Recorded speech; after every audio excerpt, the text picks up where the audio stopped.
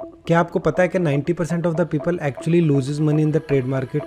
और आप चाहते हैं कि आप उन 90% में ना आएँ और आपको मैं 10% की कैटेगरी में लाने के लिए इस वीडियो में आपके साथ मैं शेयर करने वाला हूँ कि why this happen, the reason why this happens and how you can be in the top 10%। And last में मैं आपको एक एक्शन स्ट्रेटजी दूंगा कि आप कैसे अवॉइड कर सकते हैं कि 90% की कैटेगरी में ना आए।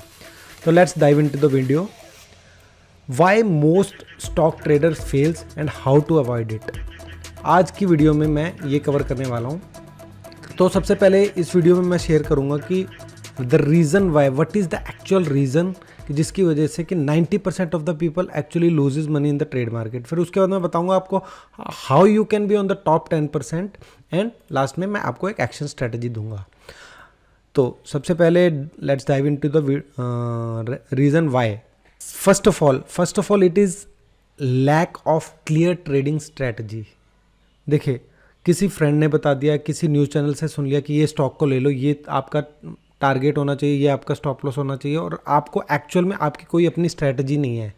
तो यही रीज़न होता है कि आपका कन्विक्शन नहीं आता उस पर्टिकुलर ट्रेड में, और जिसकी वजह से कि आप वो ट्रेड में लूज़ करते हैं। आप नहीं, मैं आपको नहीं बोल रहा हूँ, मोस्ट ऑफ द पीपल दो 90% की कैटेगरी में आते हैं, सभी मोस्टली ऐसे ही हैं।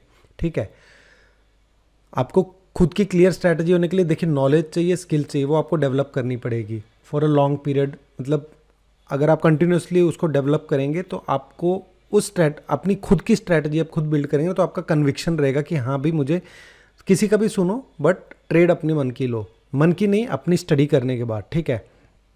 The second thing is emotional trading. अब क्या होता है कि इमोशनल ट्रेडिंग के अंदर अलग अलग इमोशंस आते हैं। जैसे कुछ लोग होते हैं कि कुछ सपोज मैं एग्जांपल देता हूँ आपको कि किसी ने 10,000 रुपये का लॉस किया और अभी उसके पास कुछ कैपिटल है, 2,000 या 4,000 रुपये अभी बचा हुआ है।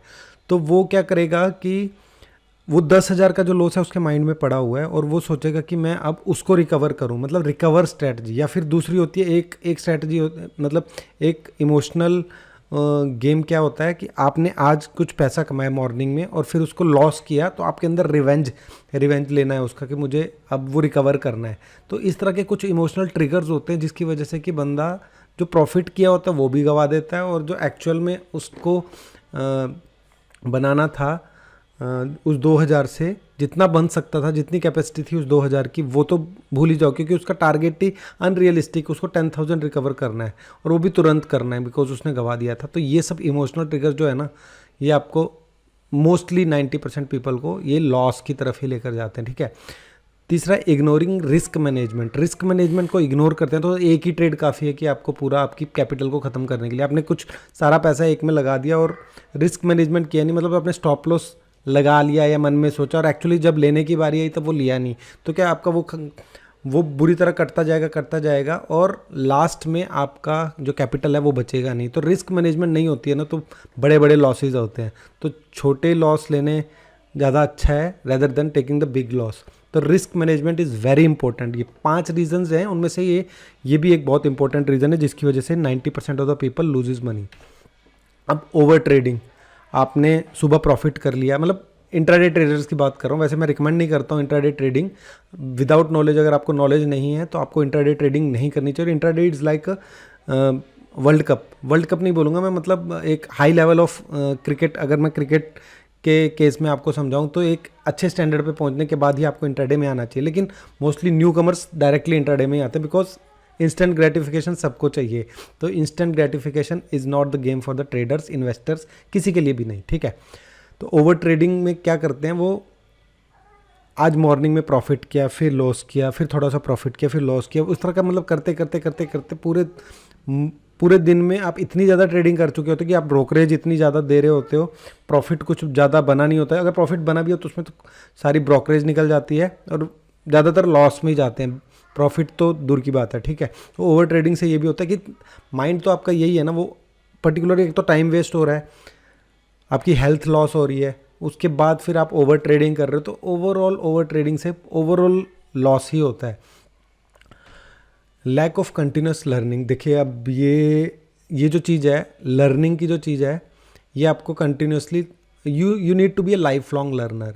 देखिए पैसा कमाना अच्छा है, आप घर में बैठ के पैसा कमा सकते हैं, ट्रेडिंग को अपना करियर बना सकते हैं, अपना मीन्स प्रोफेशनल ट्रेडर बन सकते हैं, ट्रेडर इन्वेस्टर सब बन सकते हैं आप with piece of mind, with सब कुछ। लेकिन उसके लिए आपको क्या है, कंटिन्यूस लर्निंग भी करनी पड़ेगी एंड उसके लिए नॉलेज आपको बिल्ड करना पड़ेगा, स्किल डेवलप करनी पड़ेगी, अपना बिलीफ को नहीं टूटने देना, आपको पेशेंस को डेवलप करना पड़ेगा। एक इसमें मतलब इसमें एक हैबिट है जो कि आपको बिल्ड करनी पड़ेगी पेशेंस की। और लास्ट में मैं आपको बोलूँगा कि discipline is the most important. तो आप अपने आप को सेल्फ एक्सेस करना कि आप क्या ये सब चीज़ें करते हैं, क्या ये सब चीज़ें आपके मन में हैं, मतलब वाइल डूइंग द ट्रेडिंग। अगर नहीं करते तो मैं आपको यही बोलूँगा कि आज से ट्रेडिंग या इन्वेस्टमेंट स्टॉप कर दीजिए। पहले ये सब 5 जो चीज़ें मैंने आपको बताई, नॉलेज, स्किल, बिलीफ अपना बनाइए, डिसिप्लिन बिल्ड कीजिए और पेशेंस को डेवलप कीजिए, तो आप ट्रेडिंग में एंटर कर सकते हैं। So how you can be on the top 10%। अब ये पहले भी मैंने कवर किया थोड़ा सा आपको, अभी मैं एक्चुअल में आपको स्टेप बाय स्टेप बताता हूँ। Develop a strong solid trading plan. वो कैसे आएगा, वो आपको नॉलेज गेन करने के बाद ही आएगा। स्ट्रैटेजी आपकी खुद की बिल्ड करनी, किसी और के सुनने से नहीं, ठीक है। Emotional control and discipline. Emotional control and discipline कैसे आएगा, वो हैबिट्स बिल्ड करने की 21 डेज की एक हैबिट्स को बनाने की प्रैक्टिस होती है। आपकी कोई भी पुरानी bad habits, not even in the trading, किसी भी चीज़ में आपको हैबिट्स जब आपके अंदर नहीं आएगी ना, तब तक आप एक प्रोफेशनल ट्रेडर नहीं बन सकते। Effective risk management. Effective risk management जो मैंने ऊपर कवर किया था, देखिए 1:3 मिनिमम तो मैं सजेस्ट करता हूँ कि अगर आप 1 का रिस्क ले रहे हो तो 3 के टारगेट के लिए आपको खेलना है। और जब 1 का रिस्क आपका 1:3 का जो रेशो का 1 का अगर आ गया तो डिसिप्लिन को फॉलो करते हो, उस रिस्क को, उसको लॉस को ले लेना है आपको। Limit your trading frequency. एक दिन में बहुत ज़्यादा ट्रेडिंग नहीं करनी चाहिए। मैं तो कहता हूँ वीकली एक बार भी ट्रेडिंग करोगे, अच्छे से करोगे, स्ट्रैटेजी बना के करोगे, शांति प्रिय ढंग से, तो आप प्रॉफिट ही बनाओगे। और कंटिन्यूसली लर्निंग एंड एडेप्शन। मतलब क्यों ऐसा करते हो कि मतलब किसी के कहे पे अपना हार्ड अर्न मनी लगा दिया। खुद लर्निंग करो ना। ये लर्निंग जो है ना, जो आप यहाँ पे इन्वेस्ट करोगे वो कहीं भी नहीं जाने वाला है, वो आपके साथ लाइफ टाइम रहेगा और आप कभी भी रॉन्ग डिसीजन नहीं लोगे अगर आप लर्निंग को अपने बढ़ाते रहोगे। देखिए आप ट्रेडिंग कर रहे हैं, आपका मज़ा आ रहा है, आपको पैशन है, आपका लॉस भी कर रहे हो, प्रॉफिट भी कर रहे हो, सब कुछ कर रहे हो, तो यार जिस चीज़ में आपको मज़ा आ रहा है उसके बारे में सीख लो। लर्निंग में क्या दिक्कत है, उसके बारे में थोड़ा सा सीख लो। सीखने के बाद अगर आप ट्रेडिंग करोगे तो definitely knowledge is never a waste. Okay, so adapt करना है, न्यू टेक्नोलॉजी को अडेप्ट करना है, ठीक है। Now action plan. एक पैराग्राफ मैंने इसके लिए लिखा था आपके लिए। If you ready to make real changes in your trading approach, start by implementing these 5 solutions जो मैंने ऊपर आपको बताए थे। आप दोबारा देखना चाहे तो वीडियो को तो रिवाइंड करके दोबारा भी देख सकते हैं। Remember 90% may fail, but with the right mindset and strategy you can join the 10% who succeed. If you found this video helpful, hit the like button। ये मैंने अपना वीडियो को लाइक करने के लिए, ठीक है, लाइक कर दीजिए। अगर आपको अच्छा लगा, इनसाइट्स कुछ अच्छे मिले हो तो सब्सक्राइब जरूर कर लेना for future videos and let me know in the comments that इस वीडियो का आपका बिगेस्ट टेक अवे क्या था। Thank you friends, thank you very much, signing off.